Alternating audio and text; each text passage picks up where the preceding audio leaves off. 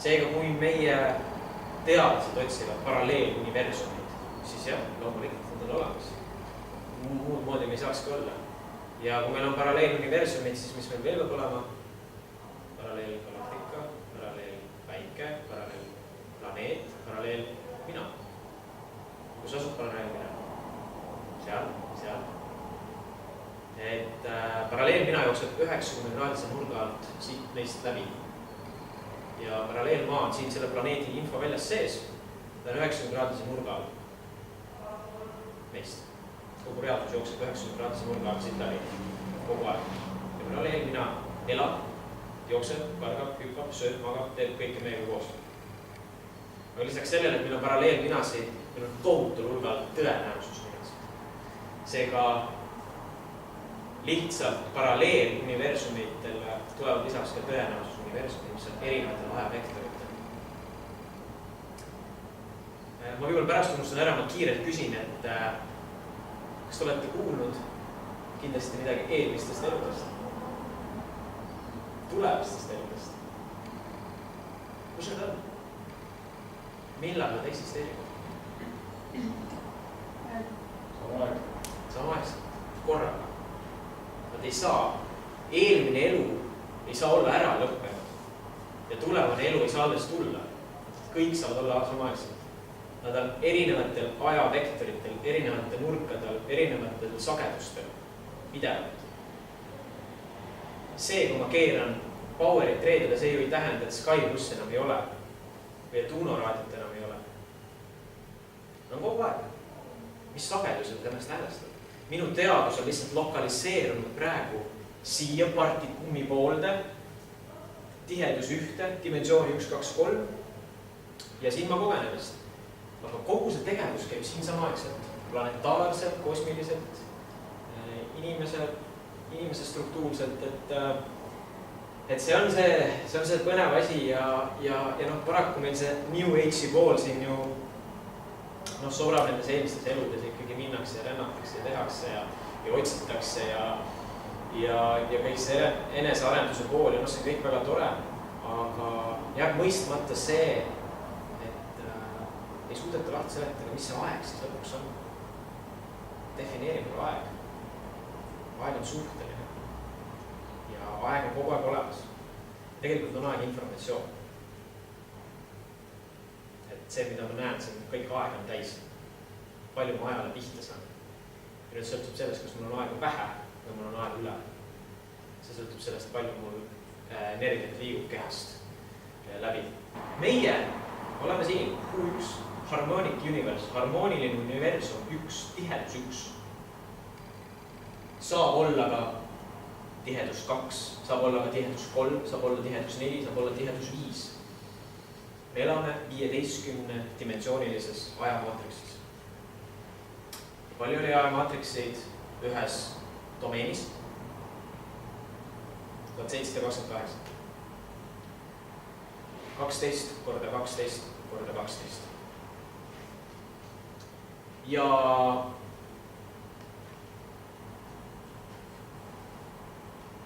kas me elame 3. dimensioonis või elame me 1., 2. ja 3. dimensioonis korraga? Ei saa elada ühes dimensioonis, üks dimensioon on lihtsalt üks dimensioon, kriips, seal ei saa elada. Me saame elada 1., 2., 3., sest reaalsust on 3-dimensionaalselt. Seega, kui teile öeldakse, et me liigume 4. dimensiooni näiteks, siin pakutakse igal pool välja, eks ole, me valgustume ja planeet läheb kõik ilusamaks, paremaks, toredamaks, me pakutakse erinevaid teid, kuhu minna, siis minu küsimus on, kus on 4. dimensioon? Vaadake, 4. dimensioon on tihedus 2 ja kui toimub üles tõus, siis me võtame kohe 4, 5, 6. Ma pärast räägin ka multidimensionaalsest inimanatoomiast. Dimensioon 1 on aatomkeha. Dimensioon 2 on elementaalkeha ehk siis emotsionaalkeha, mis on meie ümber suhteliselt lähedal kehale. Ja 3. on mentaalkeha.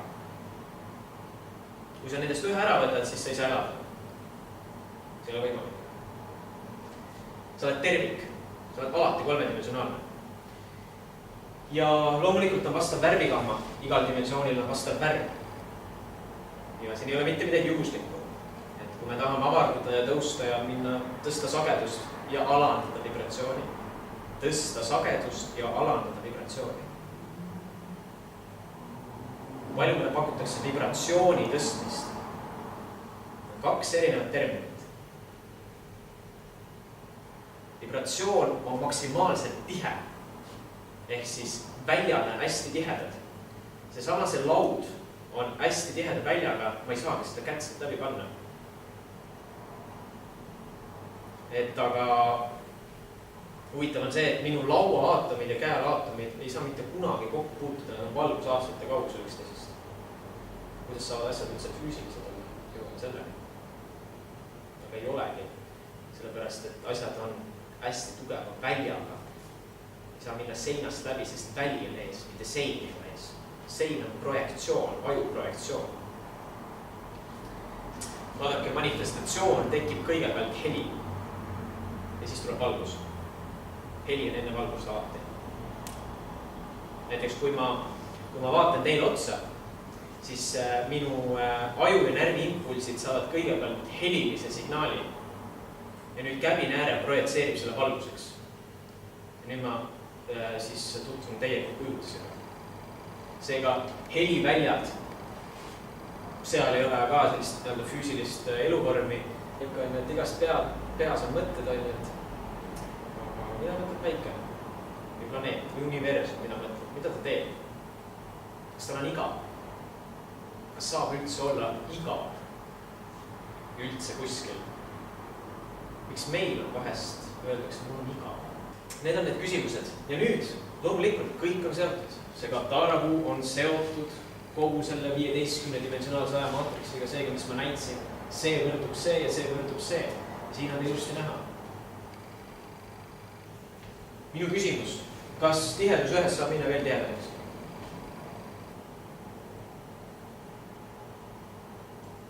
Ei saa, ei ole võimalik. Sest tihedus 1 on allika väljahingamise viimane punkt. Siis lõpeb see otse. Ja kõik, ei saa rohkem. Lõpp tagasi sisse hingama. Seega, siit tuleb teadus siia ja siit läheb kaarega tagasi. Tere tulemast, me oleme jõudnud väljahingamise viimasse faasi.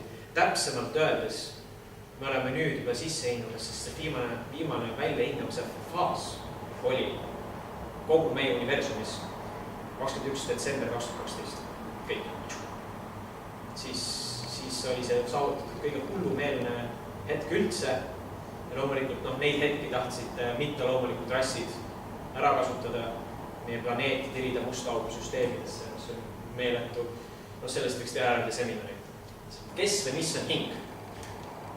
Kus on hing? Käte, jalgade, peaga, elus olema. On hinge identiteet. Mitte energiapall kuskil niimoodi kus. Et siin on füüsilised reaalsused. Lihtsalt hõredamad. Füüsilised, aga hõredamad. Ehk siis bioloogiline eluvorm on teissugune. Puud, vesi, taimed on teadvel, suhtlevad. Et ei ole olemas võrdväärset duaalsust. See on üks enim manipuleeritum osa üldse spirituaalsuses. Muidu on see, et asjad on võrdväärsed. Mis on võrdväärsuse kõige levinum sümbol? Yin-yang. 69. Ja see kirjeldab midagi. Yin-yang paneb tööle midagi, eks ole, ja ta kirjeldab midagi. Ja ta kirjeldab 50. Hea, kuri, must, valge. Ei saa olla sellist asja. Sest kui oleks 50-50, siis asjad jäävad põrkuma omavahel. Need ei leia tasakaal. Tasakaal on see, kui üks on väiksem, teine on suurem. Manifestatsioon tulebki teadlikult väiksema kvantaga magnetilisse universumisse. ja teadlikult suurema kvantaga elektrilisema universumisse. Meespool on alati domineeriv. See ongi loome alusšabloon. Me ei saa neid panna põrkama omavahel 50-50. Planeet Taara languse tagajärjel tekkis meie päikesüsteem. Meie päikesüsteem asub linnude galaktikas, planeet Taara asus Andromeeda galaktikas. Ja toimus planeet Taarast eraldus morfogeneetiline tükk, seal toimus langus ja tihedus 2 langeti tihedus 1 mitteloomulikusse universumisse. Tihedus 2 loomulikust universumisest toimus langus tihedus 1 mitteloomulikusse universumisse. Seega meie päikesüsteem ei ole tekkinud loomingulises protsessis. Ta on katastroofi tagajärg.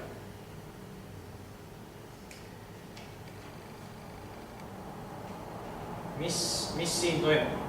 Mis asjad need on?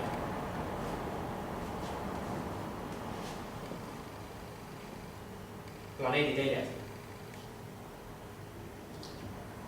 Mis igan ükskõik kui palju sa planeedi kallutad kraadide võrra, kogu planeedi bioloogia, kõik täiesti muutub 100%. Kõik, kogu eluvorm, inimesed, rakud, kõik asjad.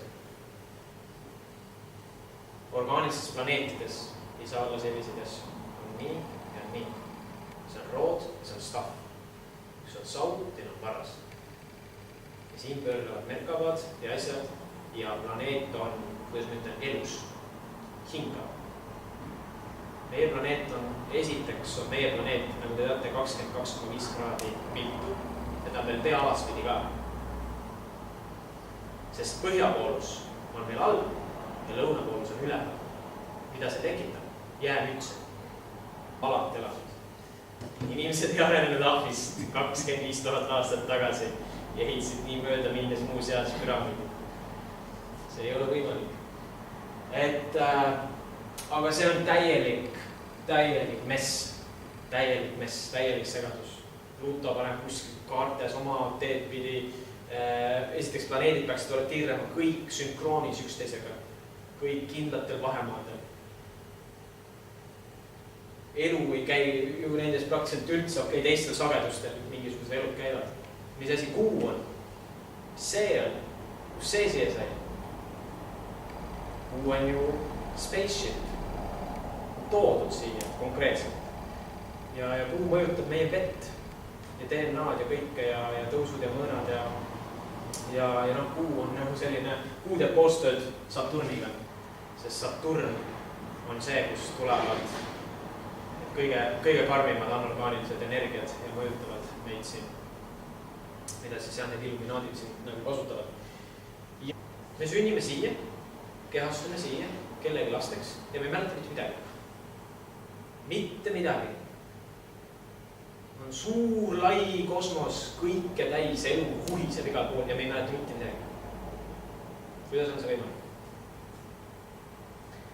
Osad muidugi mäletavad ja toovad selle mälu natukene mingisuguse kaarega enda sisse ja kuidagi on kontaktis nende asjadega väga väiksel määral. Aga jah, ta on siin loomulik. Me ei saagi midagi teha, me ei mäleta isegi seda, mis eile juhtus. Mõeldes asju, unustame üldse mingid asjad ära. Me ei mäleta näiteks, mida sa mõtlesid 2 aastat või ema kõhus olles. Blokeerib kõrgemate minadega suhtlemise. Ja seda tehakse teadlikult. See ei ole mingi kosmiline, mingi protsess, et nende ups ja juhtus. Siin taga on kosmilised rassid, kes seda loovad, et see nii juhtus. Miks? Energiadefitsiit väga suurtel kosmilistel rassidel, kes on otsustanud ennast allikast eraldada teatud tasandil kunagi miljonid, miljardid aastaid tagasi. Me räägime ka sellest lähemalt. See on olnud teadlik otsus ja meie oleme siin, me oleme nagu see tagajärg, me oleme nagu see kannataja. Kuid see, mis juhtus 2013, on see, et meie tõelised hoolemandid, meie tõelised kõrgemad minad on tulnud appi, sest on üle astetud vaba tahte printsiibist. Päike on aastast 2007 surev täht. Mis on? yin-yangi lukustunud planeedi energiaväli, Vesica Pisces, mis asi on Vesica Pisces? On keegi kuulnud? Aga mitte, okei. Sellest me räägime, mis asi on Vesica Pisces. Kas sellist joonist olete kunagi näinud? Et planeedi ümber on sul käsi, energiaväli võre.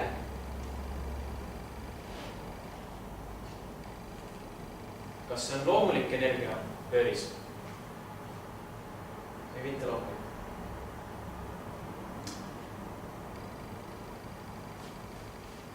Poison Apple on see. See on energiat imev süsteem, kus kaks sellist poolt on tegelikult vastandumises, 50-50 ja hõõruvad üksteist. Ja imevad kogu aeg planeedit energiat välja. Kõige olulisem asi üldse on isiklikel. Ainult isiklikel. Iga päev, mida te mõtlete. Iga päev, mida te välja ütlete.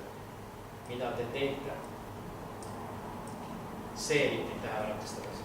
Te võite teada, mis tahes, te võite lugeda sadu raamatuid, kõike.